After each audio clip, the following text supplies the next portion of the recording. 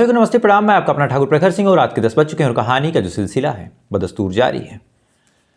आज से लगभग 20 से 30 साल पहले की बात करें, मैं शायद तो पैदा भी नहीं हुआ था, लेकिन अगर 20 साल पहले की बात करें तो हाँ पैदा हुआ था। कई चीज़ें मैंने देखी हैं।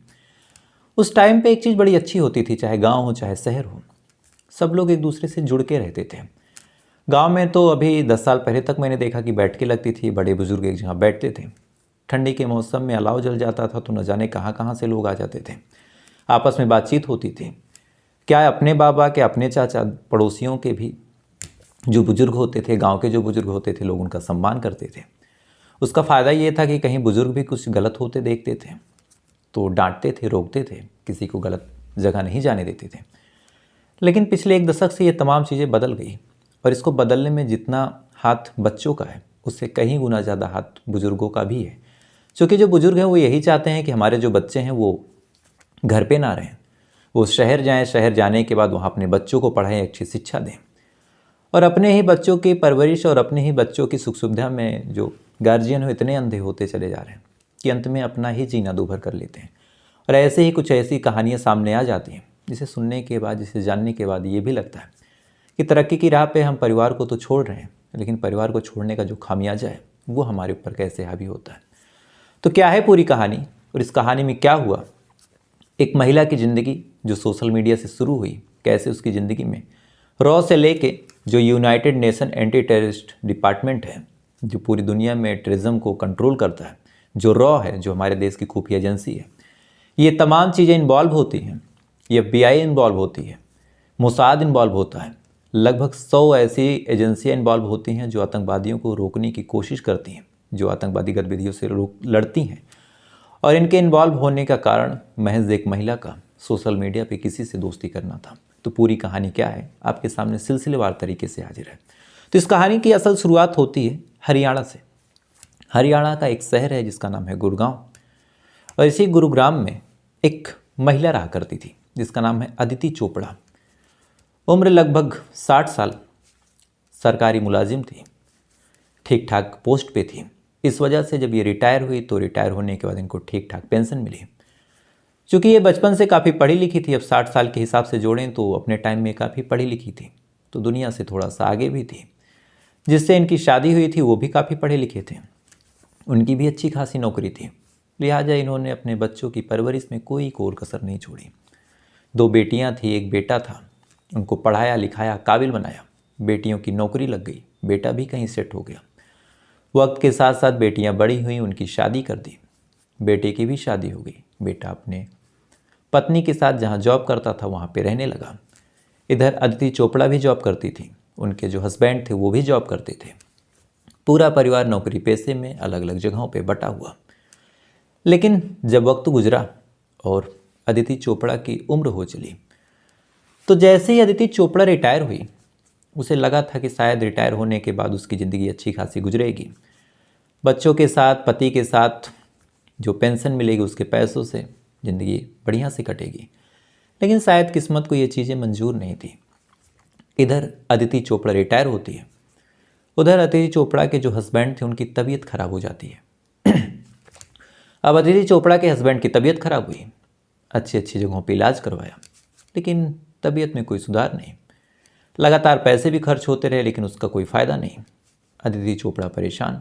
इधर बच्चे भी कभी कभी आ जाते, आने के बाद वो देखते कि फादर की क्या हाल है तो वो भी रुकते, लेकिन ऐसा काम था कि ज़्यादा दिन ज़्यादा वक्त वो भी ना दे पाए।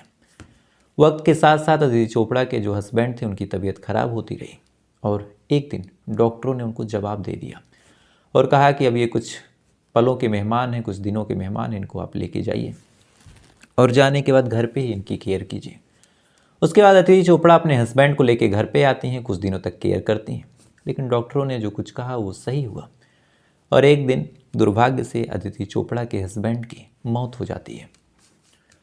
अब अदिति चोपड़ा के हस्बैंड की मौत हुई, परिवार के तमाम लोग इकट्ठा हुए। इकट्ठा होने के बाद उनको कुछ दिनों तक सपोर्ट दिया, उनका सहारा बने, लेकिन फिर सारे बच्चे अपने अपने कामों में बिजी हो गए और घर पे गुड़गांव में जो बढ़िया आलीशान बंगला था उस बंगले पे केवल रह जाती हैं अदिति चोपड़ा। 60 साल उम्र, बोर होने लगी। 61-62 साल कायदे से उम्र थी। बोर होने की वजह से अब वो कभी मूवी देखें, कभी फेसबुक चलाए, कभी पढ़ी लिखी थी तो इंस्टाग्राम वगैरह भी यूज़ करती थी। ऐसे ही सोशल मीडिया को यूज़ करते हुए अपना वक्त काट रही थी। किसी किसी से उनकी दोस्ती भी हो जाए, कोई फॉलो करे तो फॉलो बैक भी दे दें, बातचीत भी करें। बस जैसे तैसे करके अपने आखिरी सालों को वो काट रही थी। और इसी दौरान उनके इंस्टाग्राम पे, ये साल 2022 की बात है, एक रिक्वेस्ट आती है।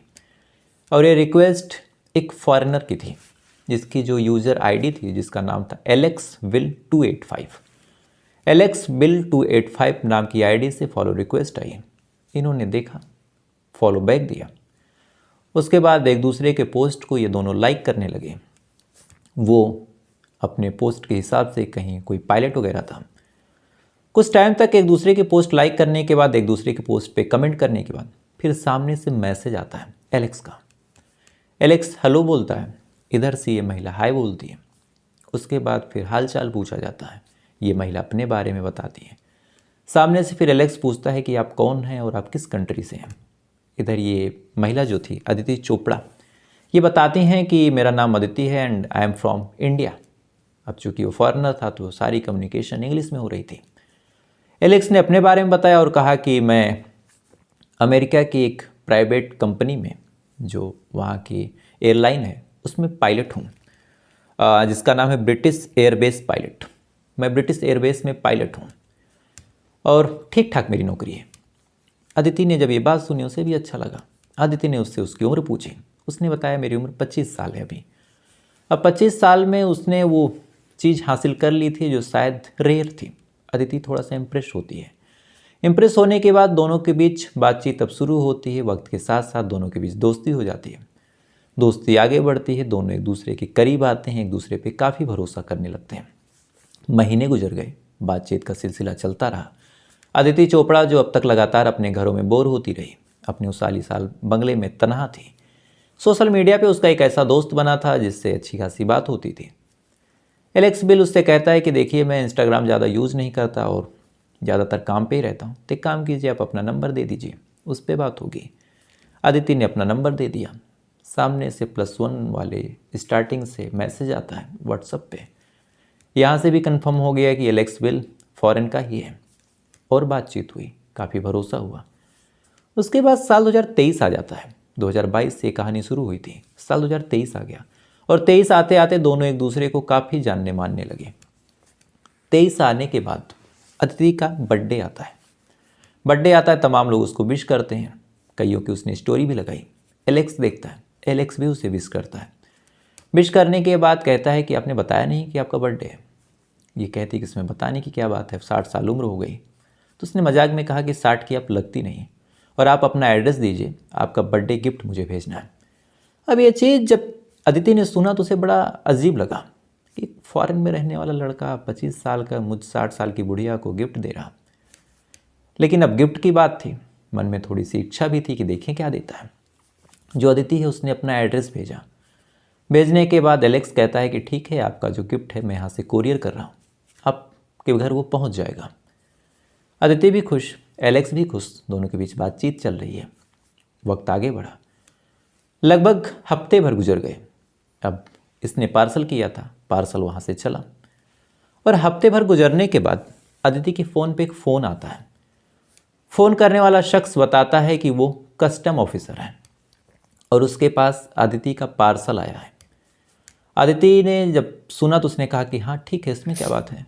तो उस पर उस ऑफिसर ने बताया कि क्या आपका ही ये पार्सल है, जो कि हम कंफर्म कर रहे हैं। अदिति ने कहा कि हाँ, अगर एलेक्स बिल नाम के आदमी ने भेजा है तो ये पार्सल मेरा ही है। तो आदमी एक लाइन बोलता है, वो ऑफिसर कहता है कि एलेक्स बिल आखिर है कौन, क्योंकि ऐसा पार्सल, ऐसा गिफ्ट मैंने देखा ही नहीं है, ये काफ़ी बल्क अमाउंट में है। अब एक बड़े गिफ्ट का नाम सुनने के बाद जो अदिति है खुश हो जाती है कि कोई बड़ा सा गिफ्ट है। सामने से ऑफिसर कहता है कि इतने बड़े गिफ्ट को ले जाने के लिए आपको कस्टम ड्यूटी देनी पड़ेगी। अदिति ने पूछा क्यों? तो उस ऑफिसर ने बताया कि जो गिफ्ट है काफ़ी बड़ा है और ऐसे गिफ्ट्स के लिए कस्टम ड्यूटी लगती है। तो अदिति ने पूछा कितना? तो उस आदमी ने, उस ऑफिसर ने बताया कि 35,000 रुपये। अदिति ने कहा ठीक है। उसने 35,000 रुपये उस ऑफिसर के अकाउंट में ट्रांसफ़र कर दिया, जो गवर्नमेंट अकाउंट उसने भेजा था। भेजने के बाद अब इंतज़ार करे, उस ऑफिसर ने कहा कि ठीक है पार्सल चला जाएगा। एक दिन गुजर गया। एक दिन गुजरने के बाद फिर से एक दूसरे नंबर से फ़ोन आता है। फ़ोन करने वाला शख्स बताता है कि वो एयरपोर्ट अथॉरिटी से बोल रहा है और उसको डाउट है कि इस पार्सल में आखिर है क्या, क्योंकि इतना बड़ा पार्सल ऐसे आ रहा, अगर वो ना चेक करे उसमें कुछ इनलीगल चीज़ें हों, लिहाजा उसे पार्सल एक बार खोलना पड़ेगा और खोलने के बाद चेक करना पड़ेगा। और उसके लिए उसने अदिति को इन्फॉर्म करने के लिए फ़ोन किया। अदिति को भी लगा कि ठीक है खोल के देख लो, अब जो रूल एंड रेगुलेशन है उसमें तो कोई कुछ कर भी नहीं सकता। उसने परमिशन दे दी।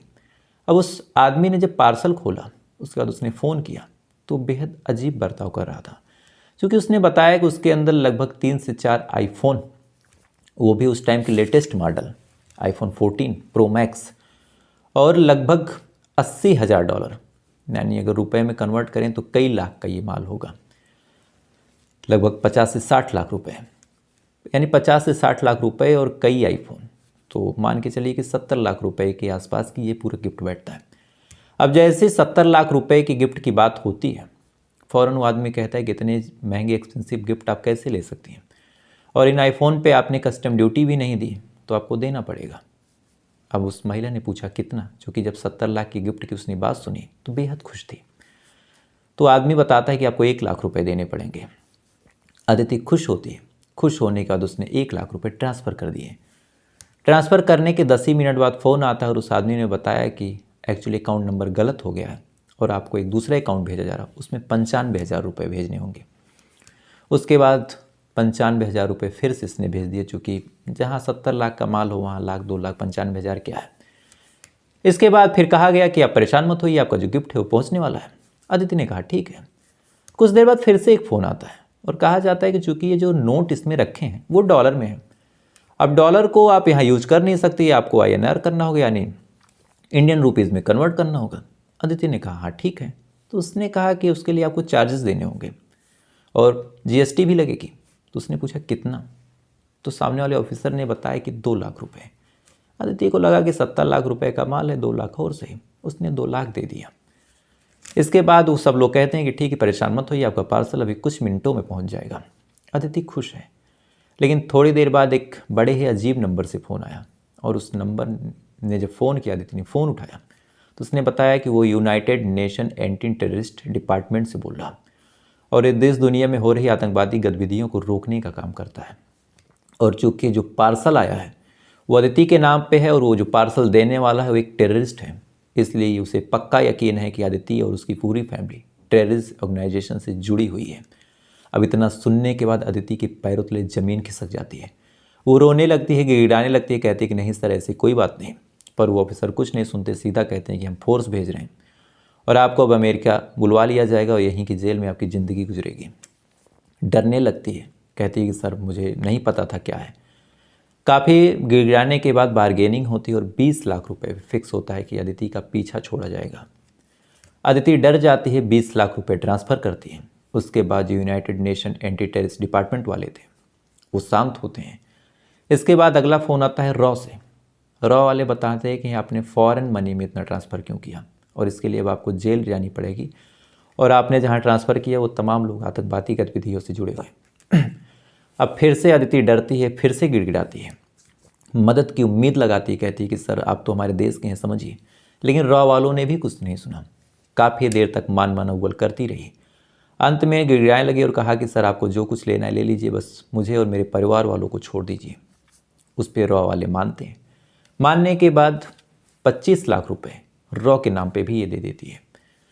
इसके बाद कभी मोसाद से फ़ोन आता है, कभी कहीं और से, कभी FBI से, लगातार फ़ोन आते रहे। लगातार ये महिला पैसे देती रही और तमाम फ़ोन वालों ने बस एक लाइन बोली कि जो एलेक्स विल है वो एक टेररिस्ट है और तुमने उससे गिफ्ट लिया।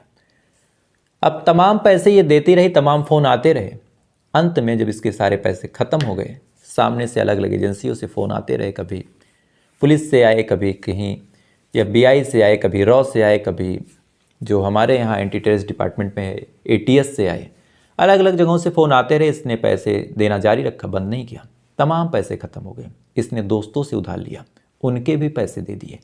इसके पास एक प्लॉट था 50 लाख रुपए का, वो भी इसने बेचा, वो भी पैसे इसने दिए। तमाम पैसे, अपनी पूरी सेविंग्स, अपनी एफडी, अपनी तमाम चीज़ें जब ये महिला दे चुकी थी, इसके बाद भी ये डरती रही। तो इसका और इसके बेटे का एक जॉइंट अकाउंट था।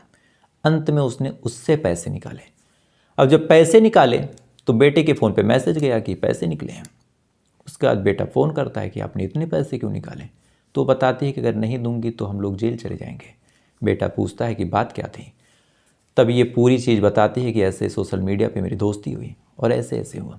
तब बेटा बताता है कि आप साइबर फ्रॉड का शिकार हो गई हैं और आपको कंप्लेन करनी है।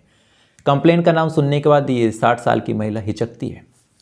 कहती है कंप्लेन करूंगी तो फिर मेरे चैट्स को पुलिस के सामने रखना होगा, और मैं क्या चैट की हूँ आपको बता नहीं सकती बेटा। लेकिन वो कहता है कि चूँकि इतने अमाउंट आप ट्रांसफ़र कर चुकी हो, इसलिए एक बार पुलिस को इन्फॉर्म किया जाए ताकि जो रिकवर हो सकता हो रिकवर हो।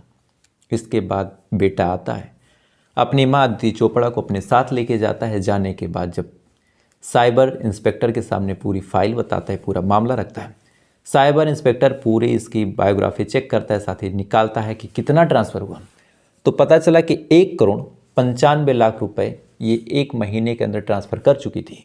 और अगर बेटा कंप्लेन नहीं लिखवाता तो कभी एटीएस के डर से, कभी रॉ के डर से, कभी मोसाद के डर से, कभी FBI के डर से, कभी जो United nation anti terrorist department है उसके डर से, तमाम ऐसी एजेंसियों के डर से लगातार पैसे भेजती रही। और अगर बेटा FIR न करता तो ये सिलसिला यूं ही चलता रहता। फिलहाल पुलिस वाले जांच पड़ताल करते रहे, छानबीन करते रहे।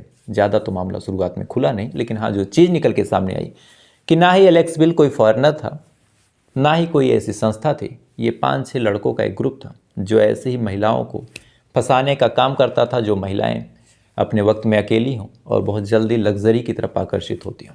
तो कहीं ना कहीं इस कहानी में आपने लालच भी देखी होगी कि 70,000 का गिफ्ट, 70 लाख का गिफ्ट है, तो उसको छुड़ाने के लिए 1-2 लाख दे देने चाहिए।